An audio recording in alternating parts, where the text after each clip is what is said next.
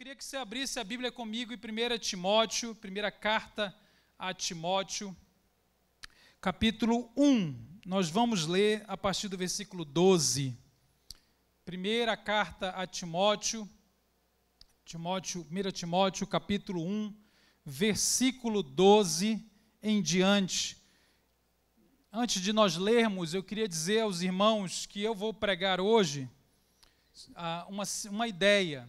Nós vamos falar sobre o pior pecador da terra, o pior pecador da humanidade, o pior pecador da sua geração. Antes de você ler, olha para mim, se você fosse procurar na Bíblia alguém que merecesse a alcunha de o pior pecador da terra, aonde você procuraria? Talvez você iria insistir em Eva. Eva deve ser a pior pecadora que já existiu. Talvez você lembrasse de Sodoma e Gomorra. Falasse assim, nossa, em Sodoma estava muito ruim. Talvez você pensasse em, deixa eu ver uma pessoa bem, Judas, né? Então, Judas seria o maior pecador. Talvez você pensasse em Herodes, ou pensasse Pilatos, os fariseus que estiveram ali na morte de Jesus e foram agentes diretos da crucificação. Talvez você procurasse personagens do mal, vilões, pessoas muito ruins, imorais, talvez pessoas que pecassem pecados sexuais muito graves e estranhos e bizarros. E é uma decepção, porque a única pessoa na Bíblia que se dirigiu a si mesmo e disse: eu sou o pior de todos, essa pessoa é o apóstolo Paulo. E esse título é muito improvável por alguns motivos que nós vamos ler. E como isso afeta a maneira como a gente lida com as nossas fraquezas e vulnerabilidades, e como a gente lida com as fraquezas e vulnerabilidades dos outros.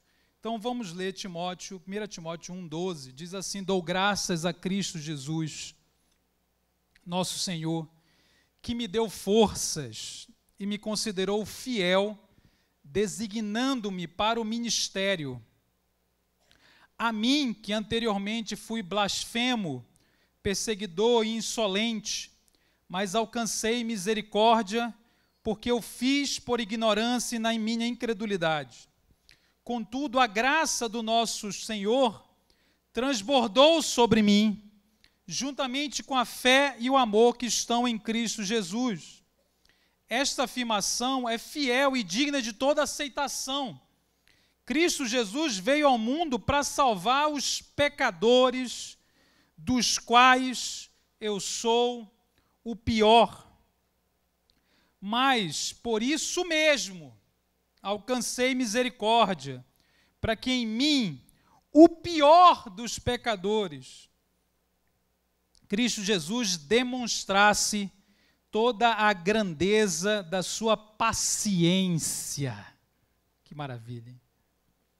Usando-me como um exemplo para aqueles que nele haveriam de crer para a vida eterna, ao Rei eterno, ao Deus único, imortal e invisível, sejam honra e glória para todos sempre. Amém. Irmãos, esse texto começa com ações de graças, olha o versículo 12. E o reconhecimento de que a força que havia em Paulo, no momento que ele estava vivendo, no presente, como ministro, como apóstolo, vinha do próprio Cristo. Ele termina também em louvor, em adoração, reconhecendo quem Deus é, o eterno, invisível, imortal, aquele que merece toda a honra e toda a glória.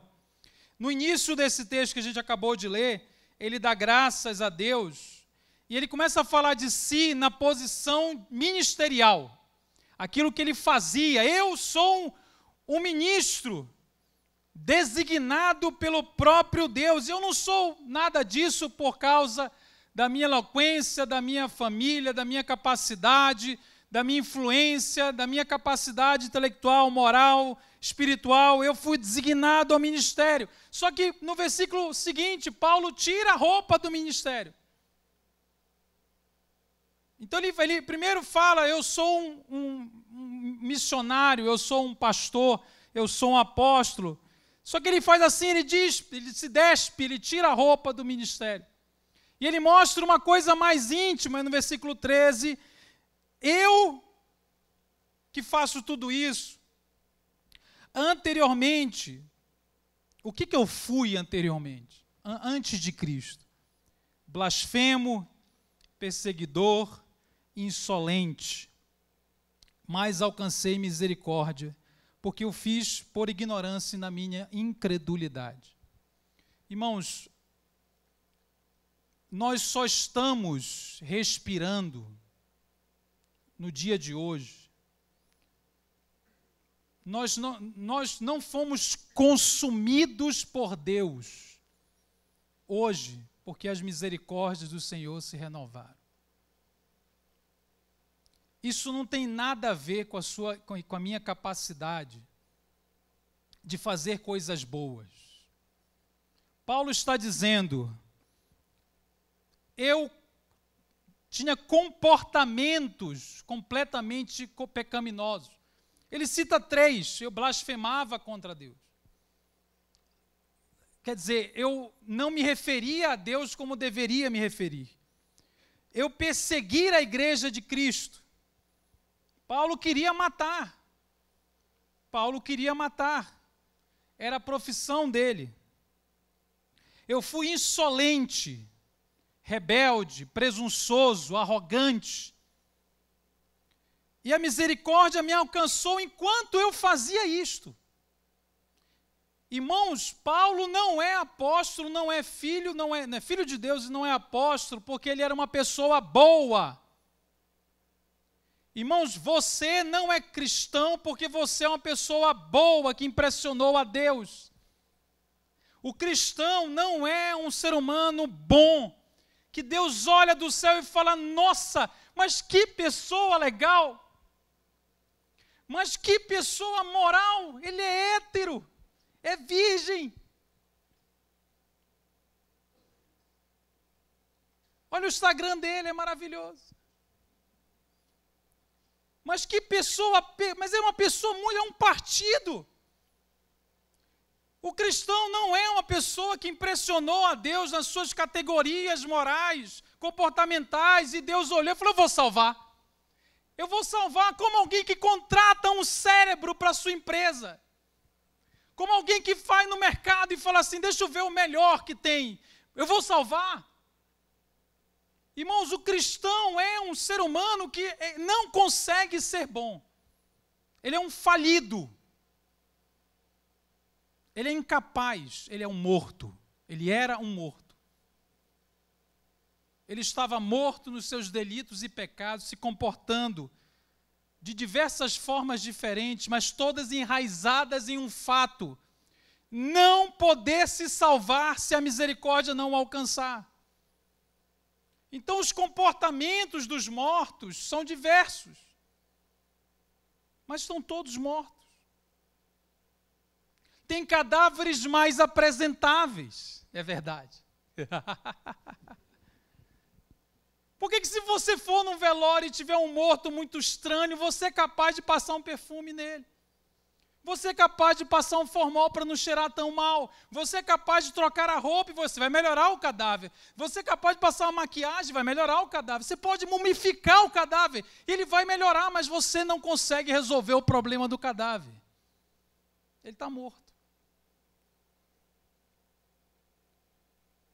Paulo não é a pessoa que, se você olhasse Paulo na sua vida anterior, como ele fala, anteriormente, você não olharia para Paulo e falasse, não, esse cara, nossa, ele é bizarro, ele é estranho, ele veio de uma minoria, e aí o cara, não, ele era o mainstream, ele era o padrão, ele era um religioso, ele não era um ateu.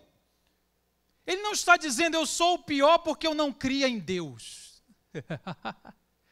A blasfêmia a qual ele se refere não é a blasfêmia de dizer Deus não existe. A insolência do coração de Paulo não era a insolência do imoral, tinha 300 mulheres, isso é Salomão. Aliás, Davi, Salomão teve mais. A insolência, a soberba, a blasfêmia não era do grande imoral, do grande safado. Olha lá um safado. Aí é o Saulo, o Saulinho. Não, o cara era fariseu, ele tinha título, ele era cidadão judeu, romano, herdou do pai. Ele era de uma boa família. E ele estava perseguindo a igreja em nome de Deus. Ele estava fazendo a obra de Deus. Então este cara que está dizendo, eu não fui bom, eu não era nada, eu não era capaz, a misericórdia me alcançou, estando eu neste lugar, não era uma pessoa que a gente que nós olhássemos e diríamos assim, nossa, mas que pessoa sem noção. Não, ele era muito respeitado. E eu queria que você lesse o versículo 13 de novo, porque o versículo 13 é muito revelador. Ele diz o seguinte, os meus comportamentos, blasfêmia, perseguição, insolência, que é orgulho, soberba, alcancei misericórdia. Aí ele fala o porquê que ele agia daquele jeito. Por que que alguém age de uma maneira completamente revoltada contra o Criador? Fiz isso, aí ele destaca duas ideias, ignorância e incredulidade. Irmãos, essas duas palavras nos mostram os maiores problemas do apóstolo Paulo. Como eu disse, os comportamentos são diferentes, mas eles estão enraizados no mesmo lugar. Na nossa ignorância e na nossa incredulidade. A nossa ignorância e a nossa incredulidade.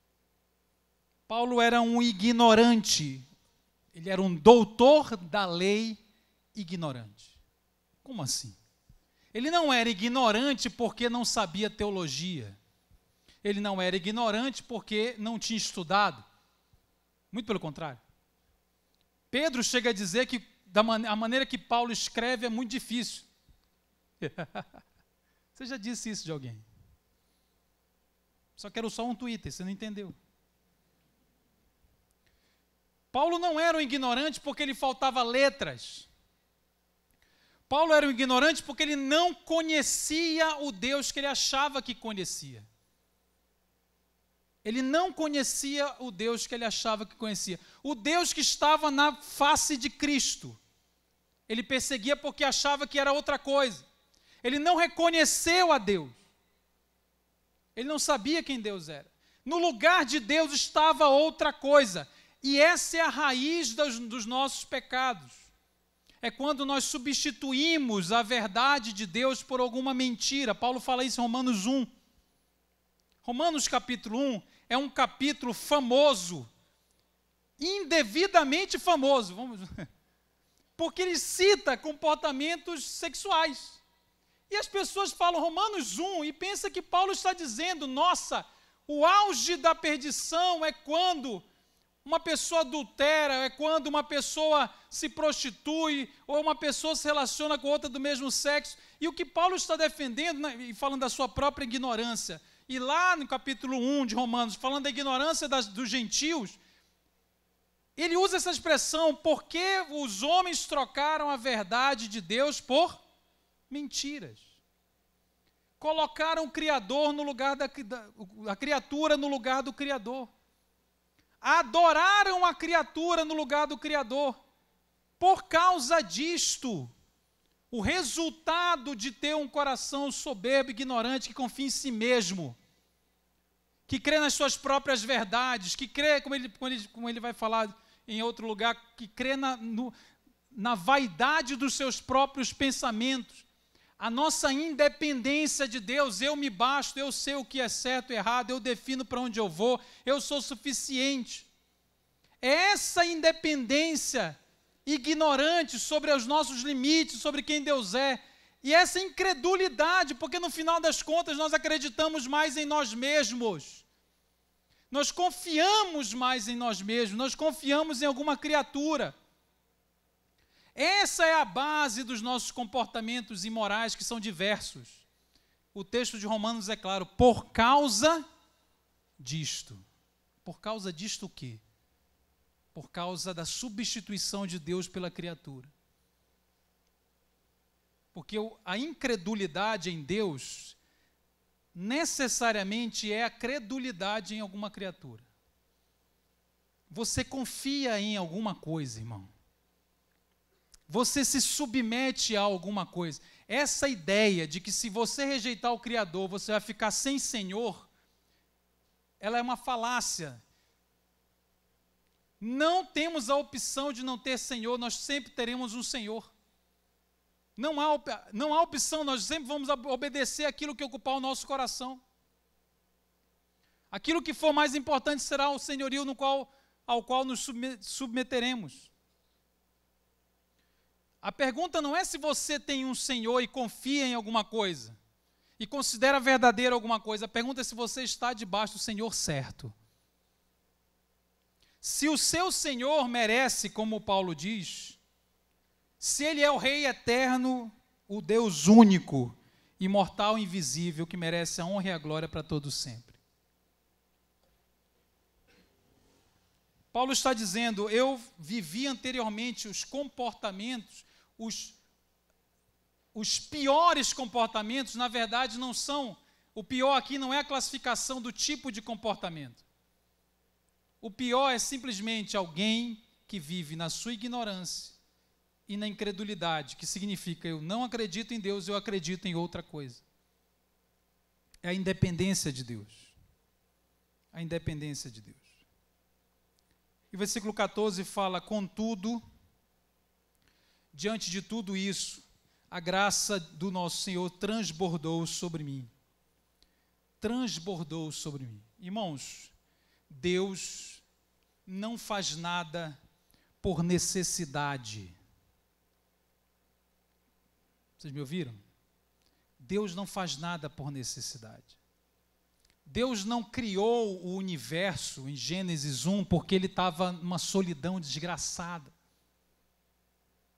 Ele estava mal e estava assim, sem ninguém. E falou, nossa, eu vou criar uma rede social. Ele não é um Mark Zuckerberg da eternidade.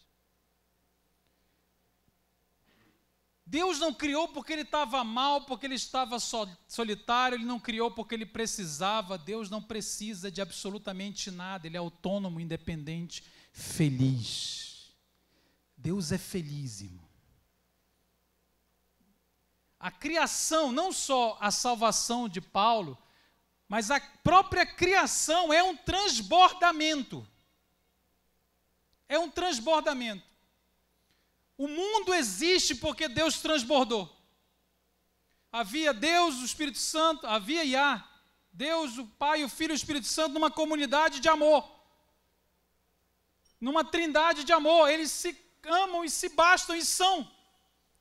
Esse amor entre eles, um só Deus e três pessoas, transborda e a gente existe. Portanto, todos nós só existimos porque Deus não se conteve nele mesmo e transbordou. E tudo é criado perfeito, o pecado veio, a morte veio, e aqui repete-se a expressão, a graça do nosso Senhor transbordou, porque Jesus não veio ao mundo por necessidade. Jesus não veio ao mundo porque deu errado o plano. Jesus não veio ao mundo porque foi pego de surpresa e agora a gente vai ter de resolver ele a comer uma maçã. A jaca. Jaca é melhor, mas já pensou comer uma jaca? Você lambuza, é um negócio mais pecaminoso. Foi claramente uma jaca. Jesus não veio por necessidade, ele veio como transbordamento do próprio Deus, para cumprir a vontade do próprio Deus. E ele alcança cada um de nós, alcança Paulo pelo transbordamento da misericórdia e graça, juntamente com a fé e do amor que estão em Cristo Jesus. Essa afirmação é fiel e digna de toda aceitação. Cristo Jesus veio ao mundo para salvar os pecadores, dos quais eu sou o pior. Irmãos, eu infelizmente vejo muitas vezes na igreja de hoje, os pregadores e os não pregadores que tenham uma rede social, nós nas redes sociais, nós no púlpito, nós em qualquer lugar, a impressão que eu tenho é quando a gente fala de pecado, principalmente do outro, a gente fala como se nós fôssemos o menor pecador. E esse é o nosso problema. Ao invés de passar a impressão, se Deus pôde salvar a mim, esta coisa morta, que estava morta, fedendo nos seus delitos e pecados, rebeldes, insolentes, e não importa qual era o comportamento, se era hétero, se era LGBT, se não era sexual, se era moral, se era religioso, se era ateu, se ele pôde salvar esta coisa carcomida, morta, indigna,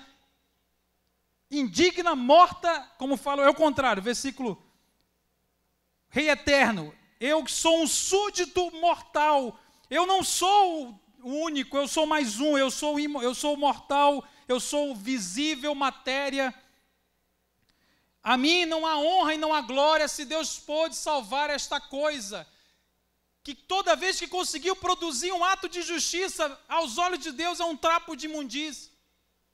Essa coisa que não podia ser salva, que veio da lama, e na lama ficaria se o sol da justiça não brilhasse sobre ele, cego, nu, morto. Se Deus pôde salvar a mim, meu Deus do céu, mas como é que não pode salvar qualquer um? Porque eu estou no lugar, imagina uma piscina, irmãos, você sabe a piscina que vai ficando mais fundo? Eu estou no lugar mais fundo. Como é que Deus não pode salvar? Como é que eu não vou? Irmãos, nós não conseguimos lidar com certas pessoas, porque no fundo, a gente se acha um pouco melhor.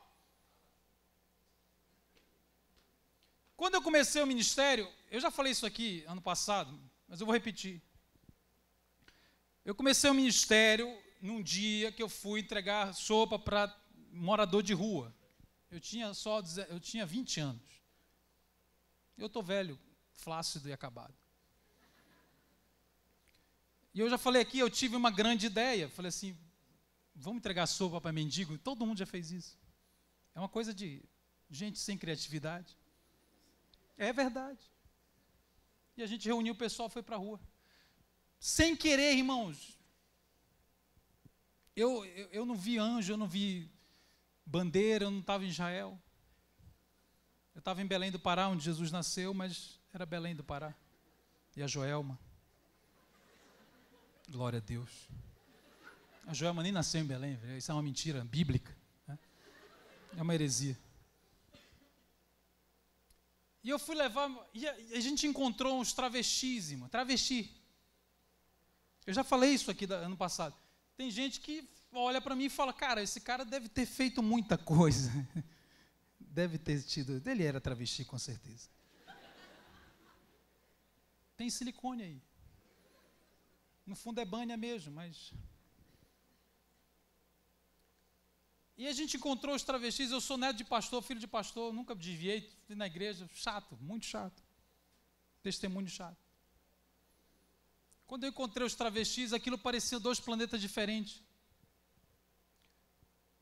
E eu recebo 2 acusações nas redes sociais hoje, quando alguém não gosta de mim. Isso quase não acontece, mas tem gente que me odeia. E são 2 acusações. A primeira acusação é, você não é tão mal quanto a gente. Eu vou traduzir. Não é isso que a pessoa fala, mas ela fala assim, não, mas você não entende. Você não entende. Você não faz o que eu não sente, o que eu sinto, não fez o que eu... Você não entende, porque você não pecou. Você não pecou desse jeito que eu peco. Como é que você vai me entender? Essa é a primeira acusação. Então, não fale nada, porque você não é tão... Não adianta, você nunca vai entender. A segunda acusação é, no fundo, você... No fundo, vocês entenderam a expressão? No fundo. A primeira acusação é, você não entende nada porque você não é igual aos pecadores. A segunda é, você deve ser então. Isso aí é fachada, porque não é possível. Irmãos, eu quando olhei para aquele pessoal, a primeira coisa que me veio foi a minha ignorância. É verdade, a gente ignora. E a impressão que dá lá no fundo do coração é que talvez Deus, para me salvar, foi mais fácil. Porque eu não pequei tanto. E essa é a voz, sabe a vozinha que vem e diz assim, você não é tão ruim assim, pare. Uma vez eu já fui líder de louvor, Guga. Isso é uma blasfêmia. Eu já fui líder de louvor, eu era músico. E uma vez eu reuni o pessoal do louvor, era uma igreja pequena, pouca gente, estava sentado, e era carnaval, era próximo do carnaval. E eu comecei a dizer assim, vamos orar, né? Eu abri a Bíblia e comecei a orar a oração do fariseu. A oração do fariseu é mais ou menos assim, Deus, obrigado, porque eu não sou tão ruim quanto esse cara ali. Eu comecei a orar, falei, Deus, obrigado, porque a gente a gente poderia estar no carnaval, mas nós estamos aonde? Na tua presença. E o pessoal, amém. É isso mesmo. E obrigado porque a gente não é tão ruim quanto esse pessoal aí que está. Amém. Irmãos, o que Deus falou comigo foi, não é mais fácil te salvar. Você não estava menos morto. Deus salva pessoas que, se dependesse de nós, não seriam salvas. Essa igreja não seria composta dessas pessoas se dependesse do pastor. Se o pastor fosse selecionar, eu vou selecionar a minha igreja. Mandem formulários. E ele escolhesse, não seria esse grupo, irmão. O grupo que chama igreja é um negócio que foi Deus que salvou. Ele tem um Paulo, e tem um Pedro, e tem um monte de gente que vai ter de se entender. Então Paulo está dizendo, eu sou o pior dos pecadores, e eu me torno por isso o servo de todos. Deus faz, olha aqui, eu alcancei misericórdia, para que Deus mostrasse em mim a sua glória, usando-me como exemplo, versículo 16, usando-me como exemplo. Você é um exemplo da misericórdia de Deus, porque você não presta. Ninguém presta. Eu estou aqui falando, pregando e falando, e eu sou um exemplo da misericórdia de Deus, porque eu não presto, irmão. Irmãos, é literalmente o que Paulo está dizendo. Ele começou dizendo assim, eu sou um apóstolo, eu sou um missionário, eu fui colocado como líder. E para quê? Para que alguém olhasse para mim e falasse, caramba é do verbo grego. Caramba, ele, e ao olhá-lo, o exemplo fosse claro, demonstrasse a grandeza da paciência. Irmão, alguém tem que fazer uma música disso aqui. A grandeza da paciência. Você já agradeceu a Deus pela paciência? Eu estou falando pela grandeza da paciência de Deus. Quantas vezes você já não xingou alguém, mandou ir para a casa do caramba, do grego? Porque você diz assim, eu perdi a paciência. Não, mas eu perdi a paciência. Porque a nossa paciência é pequena. Deus, que não precisa de nós, que não está carente da nossa adoração. Tem gente que acha que Deus é tipo aquele filme de mitologia grega, que se a gente não adorar, ele fica fraco. Não, estou em crise, porque não estão mais me adorando. O Hillsong está devagar. Por que você está com enxaqueca, Jesus? Enxaqueca, porque, caramba, na Austrália, irmão. Entendeu? Deus, ele não precisa de nada, ele não tem nada, ele não tem nada em nós. Ele está dizendo, a grandeza da sua longanimidade, paciência e graça. Eu sou o exemplo da paciência de Deus. Eu sou o exemplo da paciência.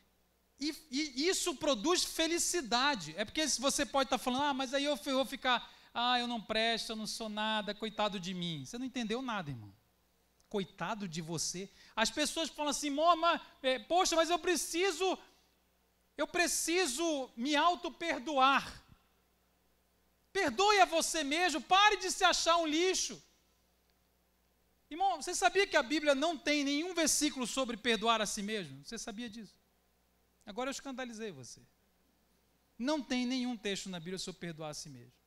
Tem só 2 perdões na Bíblia. Perdão de Deus e perdão ao outro, ou do outro. Perdão a si, no fundo, é uma grande armadilha.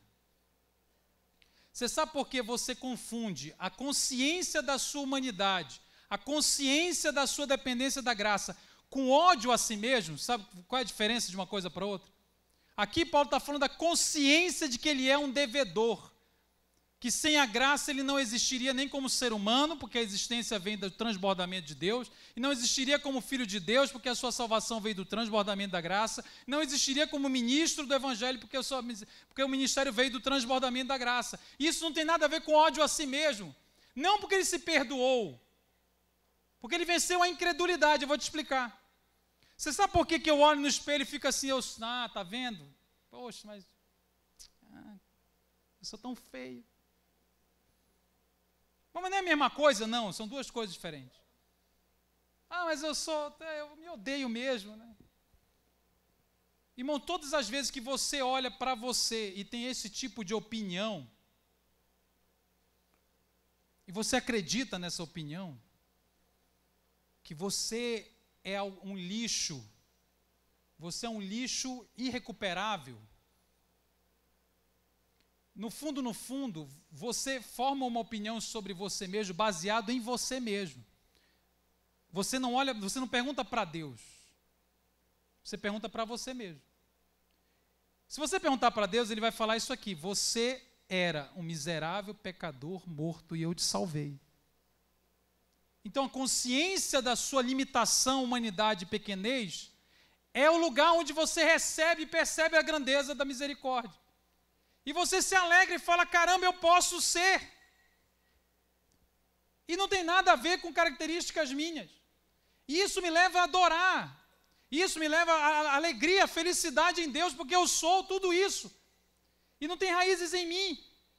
Agora, quando eu olho para mim mesmo e eu mesmo respondo a pergunta, mas também, né?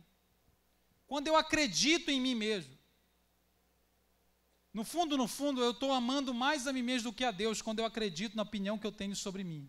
Porque é a opinião de uma criatura sobre mim. A opinião de Deus começa com Deus te criou, você pecou e morreu desgraçadamente. E a terceira parte, a opinião de Deus, antes de terminar, a opinião de Deus é uma história. A opinião de Deus sobre nós é uma história. Deus, o que você acha de mim? Eu vou te falar o que eu acho de você. É o Evangelho. Eu criei, caiu. E por causa do meu amor, do transbordamento do meu amor, você é hoje tudo o que você é. A opinião de Deus é uma história. Se eu não acredito nisso, eu fico com esse negócio, eu tenho de me perdoar. Você tem de parar com a incredulidade. Porque se você confessou os seus pecados, Deus é fiel e justo para perdoar pecados, irmão.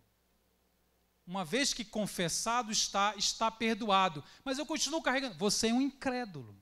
Você está dizendo que Deus está mentindo. Porque você carrega o pecado e fala assim, acho que Deus não me perdoou, não. Você não tem que se perdoar, você tem que parar de desconfiar de que Deus faz o que Ele diz que faz. E acreditar no que Ele está dizendo sobre nós, sobre você. é a nossa incredulidade. Nós não acreditamos que Deus foi capaz de perdoar pecados inomináveis, pecados absurdos, que todos nós carregávamos. Nós não acreditamos que Deus faz o que Ele está dizendo que faz. Ele é o perdoador, Ele é o que transborda, Ele é o que dá graça, Ele é o que olha o fraco e o olha com compaixão. Hebreus capítulo 4, 15 diz assim, que nós temos um sumo sacerdote, que quando vê um fraco, se compadece porque foi tentado como nós. E ele diz, socorro, entra na sala do trono e pede socorro. O pior dos pecadores, irmãos, tinha consciência do seu débito com a graça, impagável, e tinha consciência do perdão e da vitória de Cristo na cruz sobre todo o pecado, toda a maldição, tudo que ele carregou. Ele passou a acreditar que Deus o perdoou. Deus me perdoou. Então, se Deus pode me perdoar, Ele pode perdoar qualquer um. Ele pode perdoar qualquer um. E aí, cuidado com aquilo que você considera grave. Grave, o pior, a essência de todos os nossos pecados reside no fato de nós vivemos uma vida independente de Deus. Esse é o pecado mais difícil de arrepender. O pecado mais difícil não é sexual, não é de um tipo, não é aquele. A base é para quem eu vivo. Para quem eu vivo?